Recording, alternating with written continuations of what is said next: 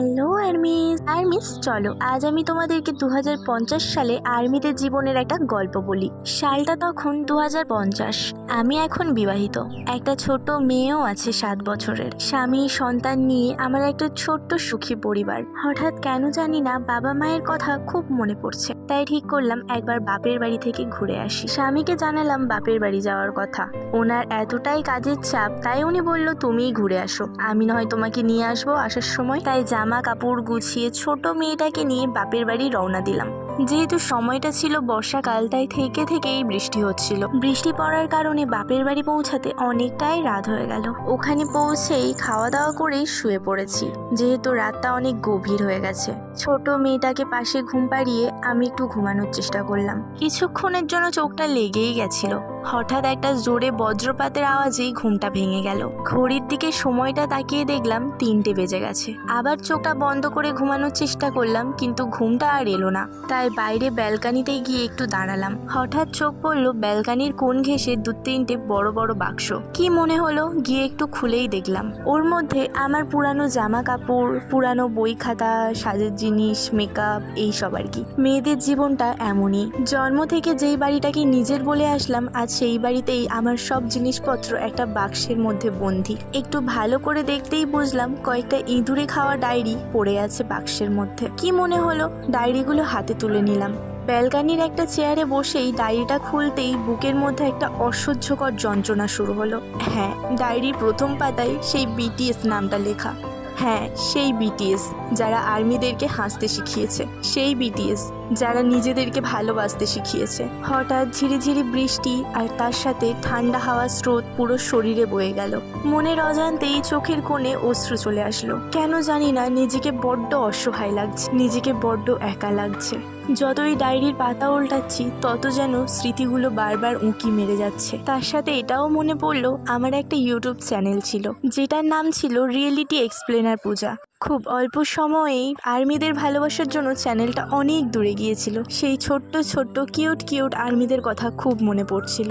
আমার ডায়েরিতে আমি অনেক আর্মিদের নাম লিখে রেখেছিলাম, যেমন অঙ্কিতা, মুনমুন, বর্ণিতা, রিনি, সালমা, সুমাইয়া, সিমরান, সঞ্চিতা, স্নেহা, আরো কত আর্মি। মনে পড়লো সেই দিনের কথা যখন হাজার হাজার লক্ষ লক্ষ কোটি কোটি আর্মি কেঁদেছিল যখন বিটিএস মেম্বাররা ডিসব্যান্ড হয়ে যায়। কত আর্মি নিজেদের জীবনও বিসর্জন দিয়েছিল, কত আর্মি ডিপ্রেশনে চলে গেছিল। হয়তো এই 2050 সালে বিটিএস নামটা অনেকেই ভুলে গেছে, তবে আর্মিরা এই নামটা কখনোই ভুলিনি আর কখনো ভুলতে পারবেও না। এই 2050-এ নেই কোনো বিটিএস আর্মি, নেই কোনো হেটার্স, যাদের মধ্যে সব সময় ঝগড়া লেগে থাকতো। মনে পড়ে যাচ্ছিল সেই কনসার্টের কথা যখন বিটিএস মেম্বাররা নিজেই বলেছিল তারা ডিসব্যান্ড হয়ে যাবে, আর তখন লক্ষ লক্ষ কোটি কোটি আর্মি কেঁদেছিল। আর্মিদের কান্না দেখে বিটিএস মেম্বাররা সবাই কেঁদেছিল। ইতিহাসে হয়তো এই প্রথম একটা কে-পপ গ্রুপ, যে গ্রুপ আর্মিদের চোখের জল সহ্য করতে পারে না, যে গ্রুপ সব সময় আর্মিদেরকে হাসতে শেখায়, যে গ্রুপ সব সময় নিজেদেরকে ভালোবাসতে শেখায়, যে গ্রুপ নিজেদের কষ্ট আটকে আর্মিদেরকে হাসানোর চেষ্টা করে। চোখের জল আর আটকাতে পারলাম না, অঝরে কান্না করলাম দাঁড়িয়ে দাঁড়িয়ে ব্যালকানিতে। ঠান্ডা হাওয়া আর ঝিরিঝিরি বৃষ্টির মধ্যে কষ্টটা যেন আরো দ্বিগুণ বেড়ে গেল। বিটিএস গ্রুপের আগে এবং বিটিএস গ্রুপের পরে অনেকে তো কেপপ গ্রুপ এলো, কিন্তু কটা গ্রুপই পারলো আরএম এর মতো আদর্শ লিডার হতে? কয়জন পারলো জেহোপের মতো কষ্ট লুকিয়ে হাসতে? কয়জন পারলো জিনের মতো ছোট ভাইদের মামা ব্রাইড হতে? কয়জন পারলো সুগার মতো বাবার সাপোর্ট ছাড়া সফল হতে? কয়জন পেরেছে ভিয়ের মতো একজন গরিব কৃষকের ছেলে হয়েও একজন পৃথিবীর সব থেকে সুদর্শন ছেলে হতে? কয়জন পেরেছে জাংকুকের মতো নিজের স্বপ্ন পূরণ করার জন্য শৈশবকে বিসর্জন দিতে? কয়জন পেরেছে বিটিএস এর মতো পরিশ্রম করে উচ্চ স্থান অধিকার করতে? বিটিএস শুধু একটা ব্যান্ড ছিল না, ওরা ছিল আমাদের সাহস, ওরা ছিল আমাদের নতুন করে বেঁচে থাকার গল্প। আচ্ছা, তোমাদের মনে আছে বিটিএস মেম্বারদের প্রথম কনসার্টে মাত্র 124 জন দর্শক ছিল? কিন্তু কে জানতো সেই 7 জন কিশোর যাদের প্রথম কনসার্টে 124 জন দর্শক ছিল, একটা সময়ের পর তারা পুরো বিশ্বকে কাঁপিয়ে গেছে।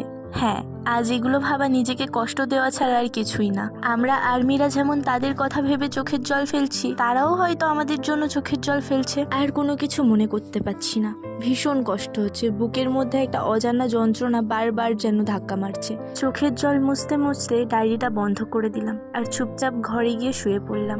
চোখ বন্ধ করে ঘুমানোর চেষ্টা করলেই সেই 7 জন সুদর্শন পুরুষের মুখ আবছা আবছা ভেসে উঠছে। তারা চলে যাওয়ার পর বন্ধ করে দিয়েছিলাম ইউটিউব চ্যানেল। ভেঙে গেছিল সেই স্বপ্ন, crore crore lakh lakh আর্মিদের dream country south কোরিয়াতে যাওয়া। চোখ থেকে গড়িয়ে গড়িয়ে জল পড়ছে বালিশে। আজ আমি এত সুখী, স্বামী, সন্তান, বাবা মাকে নিয়ে, কিন্তু একটা অজানা কষ্ট বারবার ধাক্কা মারছে।